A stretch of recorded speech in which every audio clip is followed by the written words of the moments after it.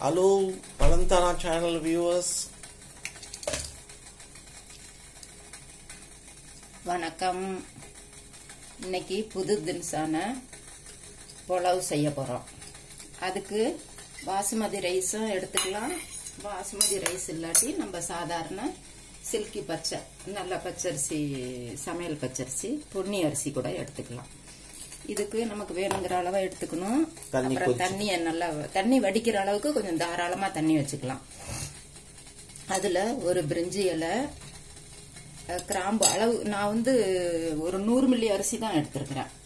அதுக்கு ஒரு சின்ன பிரிஞ்சி இலை, கிராம்பு ஒன்று நல்ல பெருசு, ஒரே ஒரு ஏலக்காய், ஒரு 3 மிளகு, ஒரு சின்ன பட்டை, ஸ்டார் அனீஸு, சும்மா ஒரு பிஞ்சு ஜீரகம். இதெல்லாம் தண்ணியில போட்டு கொதிக்குது.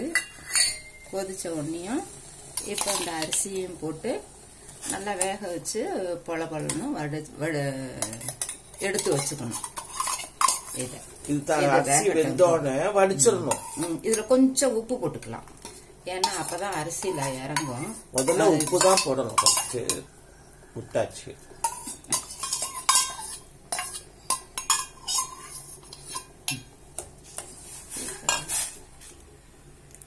இதெல்லாம் போட்டா நல்லா வாசம் அதுல ஏறிக்கும்.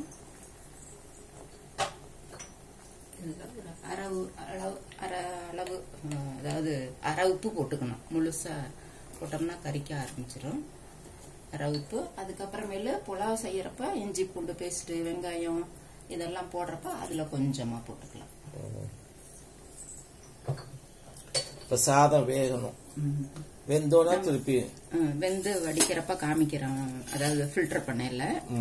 அதுக்கப்புறம் தாளிக்கிறதுக்கு நம்ம தாளிக்கிறப்ப இதெல்லாம் அரிஞ்சு வச்சுக்கணும்.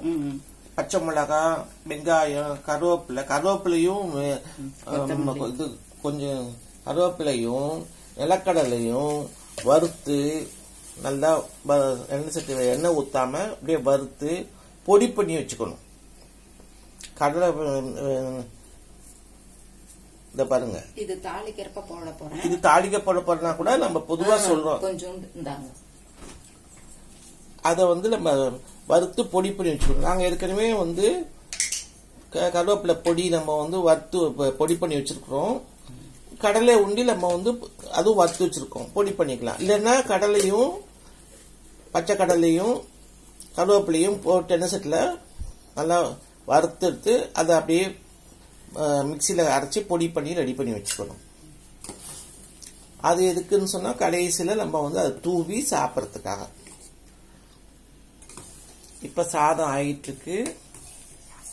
அதுக்கப்புறம் உங்களுக்கு திருப்பி இப்ப சாதம் ஒரு பக்கம் ஆயிட்டு இருந்தாலும் இன்னொரு பக்கம் எண்ணெய் சட்டியில எண்ணெயை ஊத்தி கொஞ்சம் ஜீரகம் போட்டு அதுல கொஞ்சோண்டு பட்டை கிராம்பு போட்டுட்டு பூண்டு இஞ்சி பூண்டு போட்டு பச்சை மிளகா போட்டு வெங்காயம் பொடிசா நறுக்கி வச்சிருக்கு இதையும் போட்டு அப்படியே நல்லா வதக்கிட்டு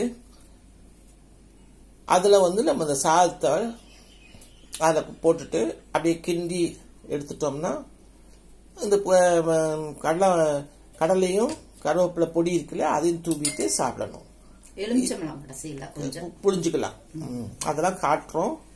முதல்ல இதை பாருங்க. இப்ப சாதம் வெந்துகிட்டு இருக்கு. இப்ப இஞ்சி பூண்டு அரியுதாங்க. பச்சை மிளகாய் அரிஞ்சிட்டு இருக்கியா? பச்சை மிளகாய் பாருங்க. சாதம் ஆயிடுச்சு. அதை நம்ம தண்ணியை வடிகட்டிட்டோம். கஞ்சியை வடிகட்டிட்டோம். தண்ணின்ற கஞ்சியை வடிகட்டிட்டோம். கஞ்சி பூரா வந்துருது. எடுத்துட்டோம்.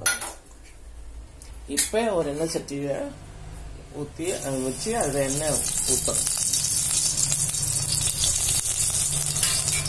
என்ன போதுமா? போதும். இப்ப ஜீரகம்,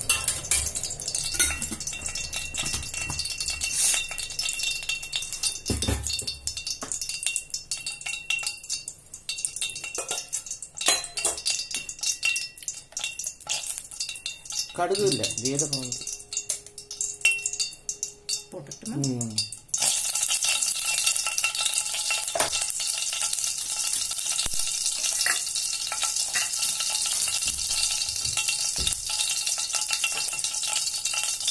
கொஞ்சம் வேணா நெய் ஊற்றிக்கலாம் ஒரு சொட்டு.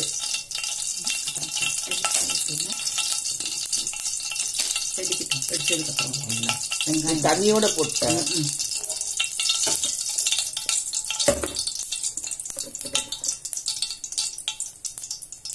கொஞ்சம் நெய் சேர்த்துக்கிறோம். இப்போ பச்சை மிளகாய், கருவேப்பிலை, பச்சை மிளகாய் நல்லா பொடியாக அரிஞ்சிருக்கேன். அவங்க டேஸ்ட் பச்சை மிளகாய், இஞ்சி பூண்டு பேஸ்ட்டு, கருவேப்பிலை, வெங்காயம்,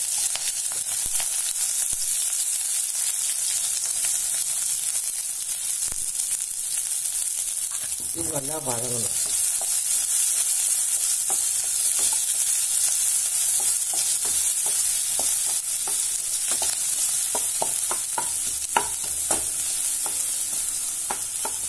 நல்லா வதங்கிடுச்சுன்னா வெங்காயம் சூப்பர் டேஸ்ட் கொடுக்கும்.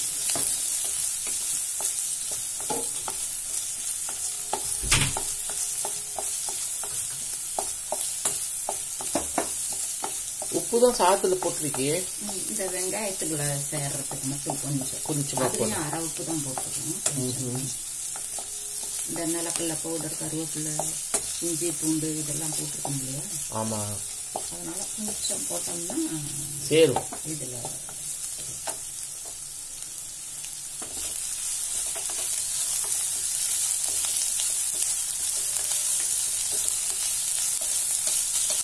கொஞ்சமாக தான் போடுறேன். அப்புறம் பார்த்துக்கிட்டு வேணும்னா போட்டுக்கலாம்.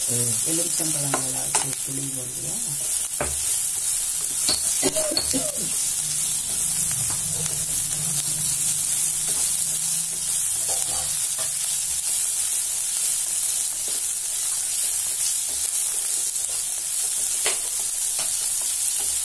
இப்போ பாருங்க, இந்த பொடி ரெடியாக கடலை வறுத்த கடலையும் கருவேப்பிலை பொடியும் சேர்த்து ஆக்கி வச்சிருக்கோம் பாருங்க. இதை நம்ம வந்து சாதம் வந்து போடுவோம். நம்ம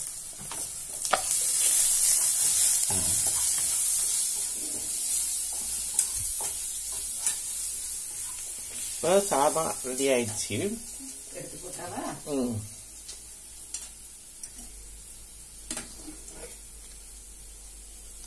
கஞ்சிலாம் வஞ்சிருச்சு. இப்போ சாதத்தை அதில் போட்டுக்கலாம்.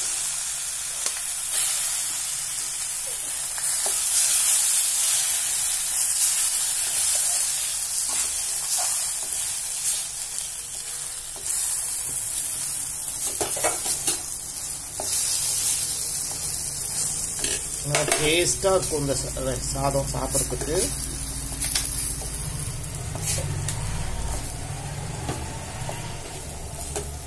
பொடி போட்டுறவா? இல்லை கொஞ்ச நேரம் பாருங்க, நல்லா டேஸ்டாக இருக்கு பாருங்க, பார்க்கறதுக்கு.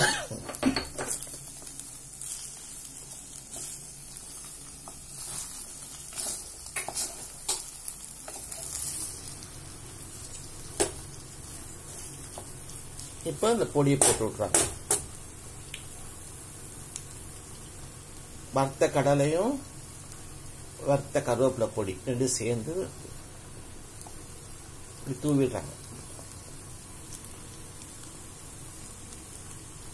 தூவிட்டா சாப்பிட்றதுக்கு டேஸ்டியாக இருக்கும்.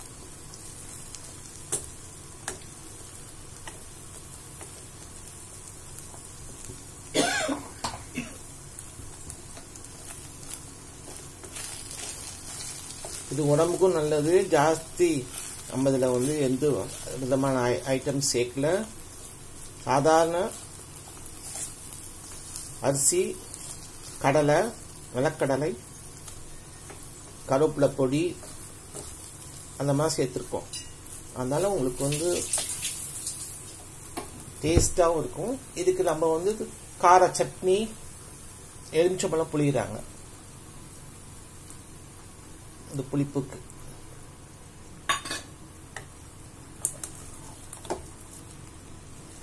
அவ்வளோதான்.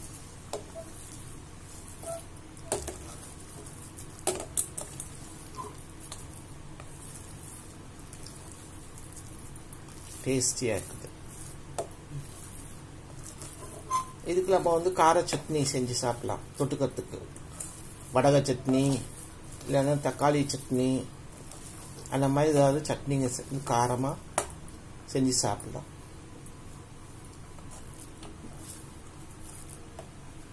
நீங்களும் செஞ்சு பார்த்துட்டு ஃபீட்பேக் சொல்லுங்க. டிஃபன் பாக்ஸ் சமையலா கூட இதை வச்சுக்கலாம். மத்தியானத்துக்கும் இதை வச்சு குருமா கூட இதுக்கு பேர் சொல்ல வேண்டிய இந்த சாதத்துக்கு நிலக்கடலை புலாவ், கருவேப்பிலை நிலக்கடலை புலாவ். அதாவது இந்த ரைஸ் லஞ்ச் பாக்ஸ் மெனுவா ஃப்ரைட் ரைஸ்னு சொல்லுவோம் இல்லையா? ஆமா, அது மாதிரி இது வந்து நிலக்கடலை கருவேப்பிலை பொடி போட்டு செய்யறது ஃப்ரைட் ரைஸ். ஃப்ரைட் ரைஸ்னு சொல்ல முடியாது, புலாவு தான் அது. அப்ப ரொம்ப கிண்டாத குழப்பம் ஆயிடும். நல்லா பாசுமதி ரைஸ் போட்டோம்னா நல்லா நீட்டமா நல்லா இது சாதாரண அரிசி போட்டீங்க? சாதாரண அரிசி போட்டேன். பாசுமதி ரைஸ் இல்ல பண்ணா அப்ப நீட்டமா இருக்கும். நலம் தானா சேனலுக்கு சப்ஸ்கிரைப் பண்ணுங்க, பெல் பட்டனை பிரஸ் பண்ணுங்க. வேற ஒரு வீடியோவில் பார்க்கலாம். தேங்க்யூ.